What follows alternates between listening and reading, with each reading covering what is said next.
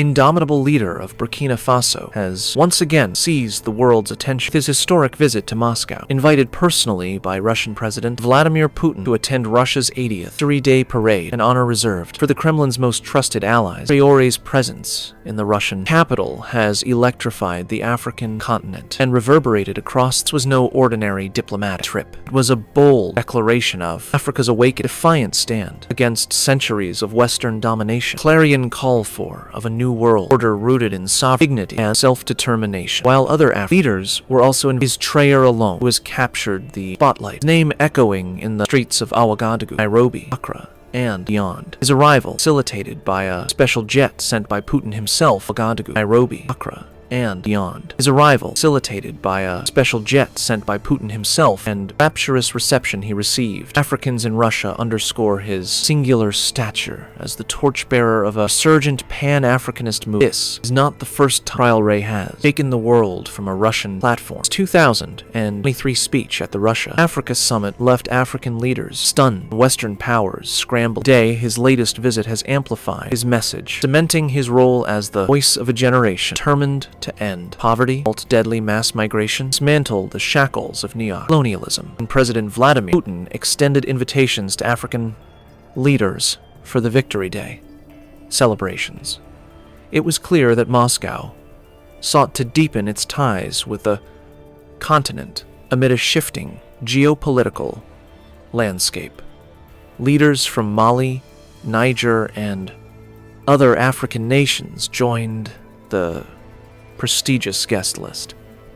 But from the moment the invitations were announced, one name dominated the conversation: Captain Ibrahim Traoré, the 37-year-old revolutionary who seized power in Burkina Faso through a coup in September 2022, has become a symbol of defiance against Western hegemony and a beacon of hope for millions of Africans, disillusioned by decades of exploitation.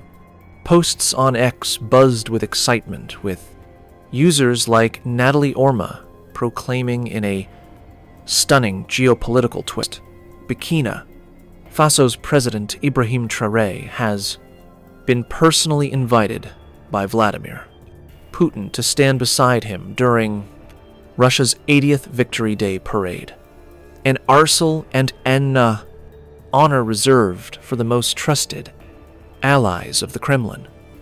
While other African leaders arrived in Moscow with their delegations, their presence faded into the background, overshadowed by the magnetic pull of Traoré's persona.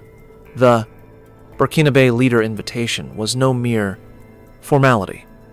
It was a carefully orchestrated gesture by Putin, who has repeatedly signaled his admiration for Traoré's uncompromising stance against neo-colonialism.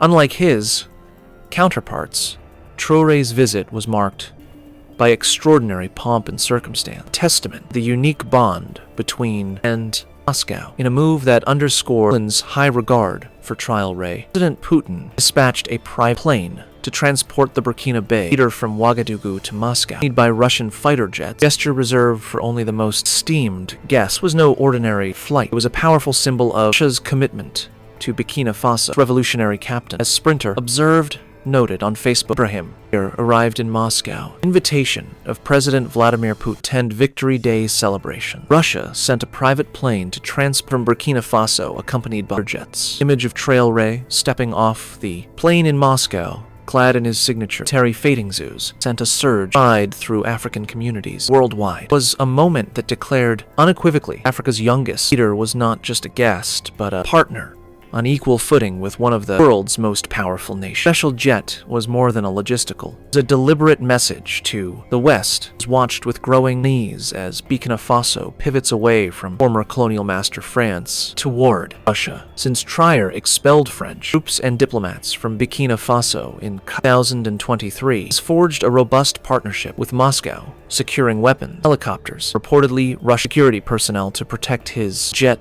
the fighter escort, the red carpet treatment in Moscow. Putin's way of signaling Traoré is not just an ally, pivotal figure in Russia's vision, multipolar world. On landing in Traoré, was greeted not only by Russian officials, by a throng of Africans living in Russia who catch a glimpse of the man they call Africa's Messiah. Students, diaspora crowd chanted his name, waved Burkina and Pan-African, held signs proclaiming Traoré, people's captain. Scenes were reminiscent of the hero's welcome he received upon return after the 2023 Russia-Africa summit, when thousands lined the streets to celebrate his fiery speech. As Sprinter Observe reported in 2023 nationwide celebration, the leader of Burkina Faso, Ibrahim Traoré, was greeted by several thousand fellow citizens when he returned from the Krisezin's Russia-Africa summit. This time, the reception in Moscow was equally fervent, but it was strikingly exclusive to trial. Other African leaders, despite their presence at the Victory Day, events were met with little fanfare. The contrast was stark. While Traoré's every move was documented on social media with viral videos showing Africans chanting his name, the arrivals of other heads of state went largely unnoticed. This disparity speaks volumes about Traoré's unique ability to connect with the masses, both in Africa and in the diaspora. His youth, his unapologetic rhetoric, and his bold actions such as nationalizing Burkina Faso's gold reserves and redirecting mining revenues to defense have made him a folk hero, a modern-day Thomas Sankara, whose legacy he openly embraces. Security analyst Beverly Ochian captured the sentiment perfectly. As a young leader and a powerful orator, he resonates with many who are increasingly questioning the relationship between African countries, especially in the Sahel and the West. He speaks directly to a generation, navigating the legacies of imperialism, post-colonialism, and neo-colonialism. The Africans who mob in Moscow were not just celebrating a leader. They were embracing a vision of an Africa that stands tall, free from the chains of foreign domination. To understand the magnitude of Traoré's 2025 visit, we must revisit his electrifying appearance at the Russia-Africa Summit in St. Crost, Petersburg, on the 27th of July, 2023. That moment when the then 35-year-old captain took the stage was a turning point not only for Burkina Faso, but for the entire continent.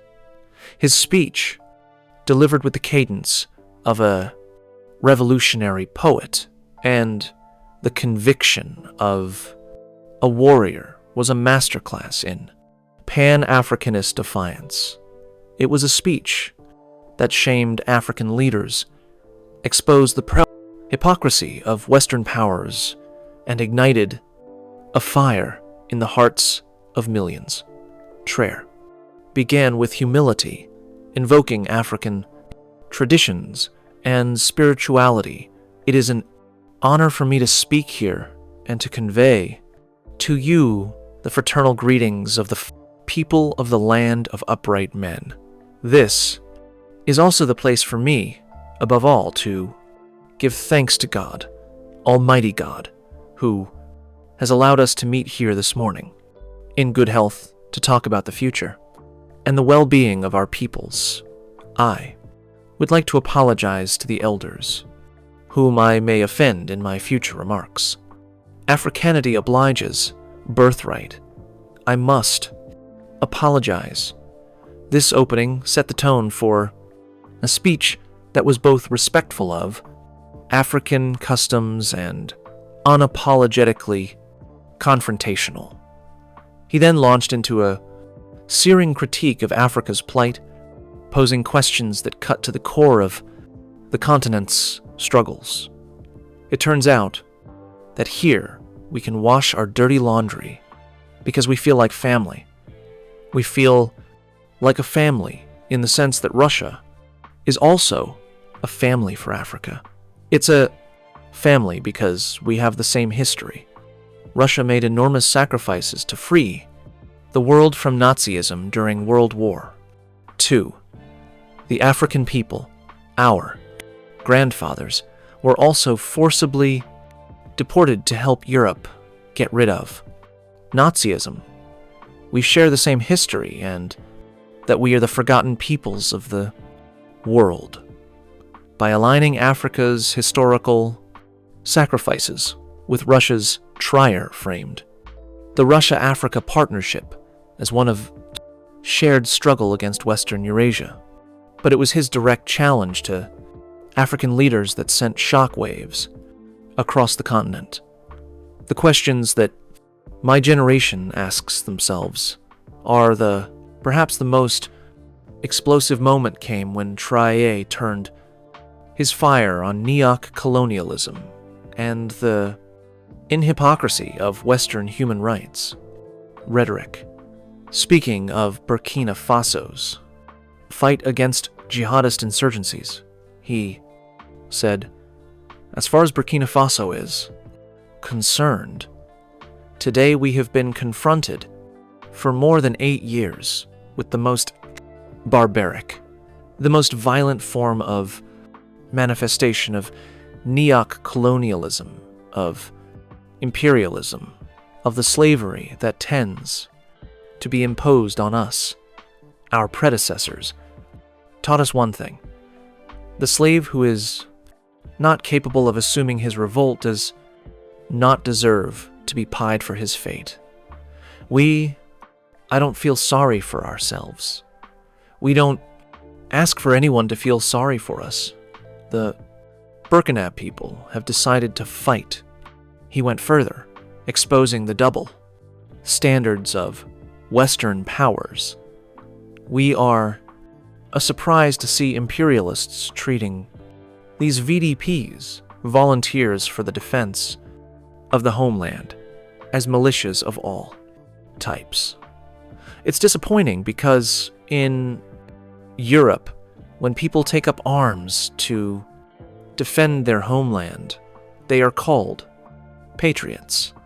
Our grandfathers were deported to save Europe.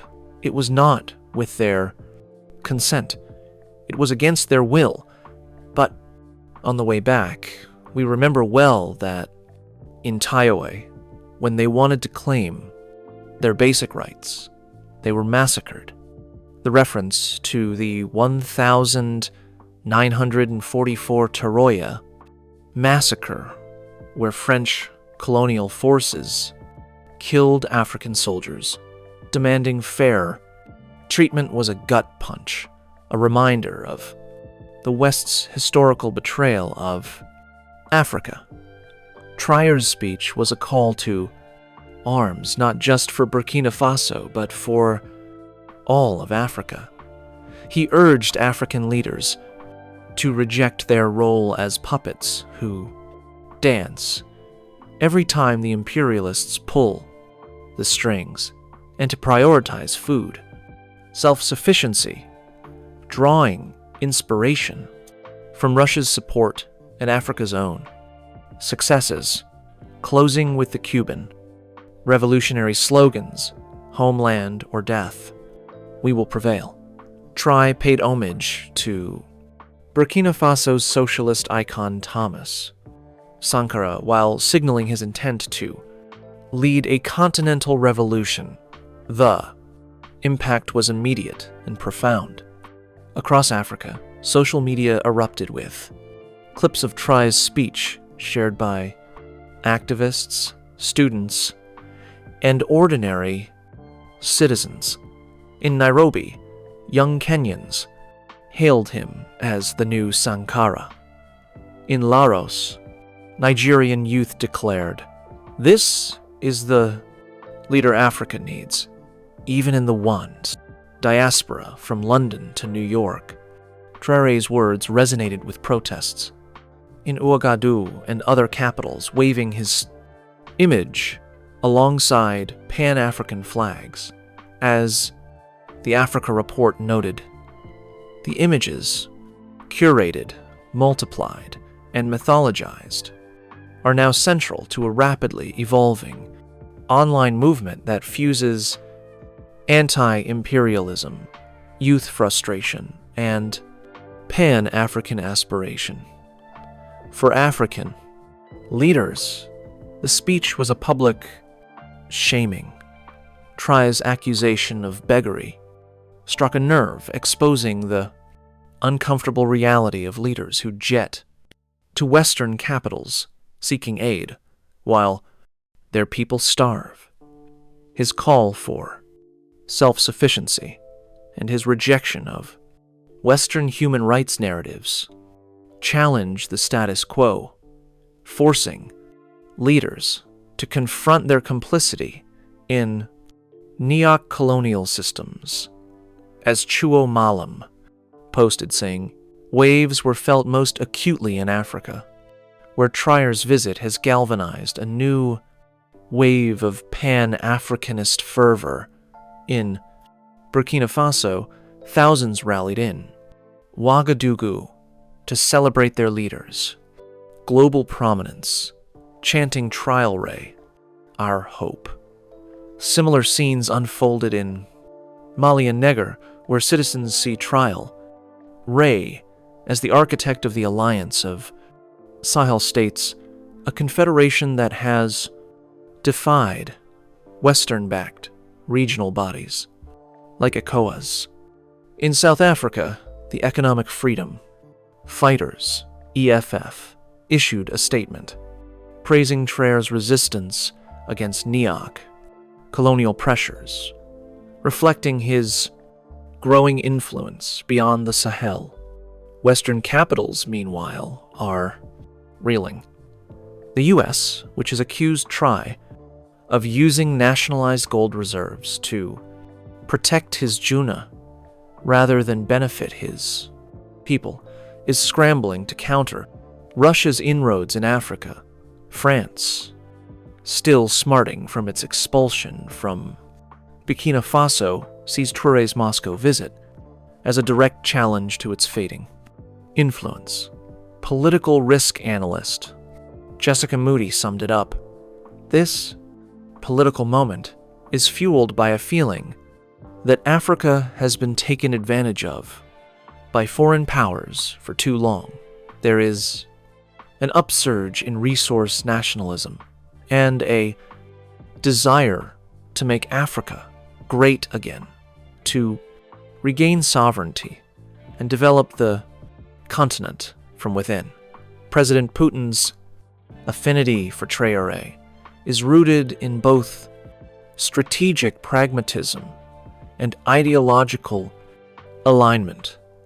Since taking power, Traoré has transformed Burkina Faso into a laboratory for Russia's African ambitions, a testing ground for a new model of partnership that contrasts sharply with Western paternalism.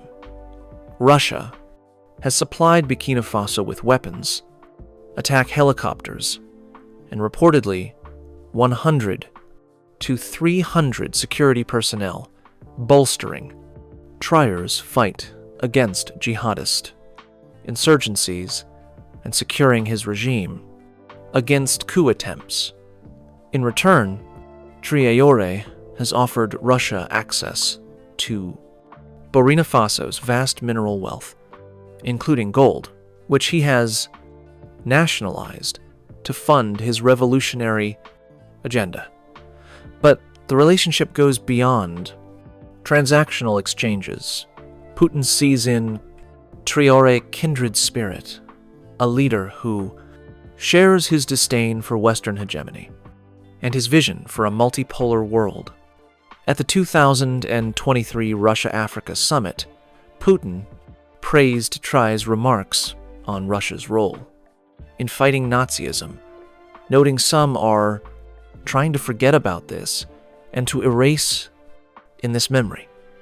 However, the Soviet Union and Russia led this struggle for the sake of all humankind.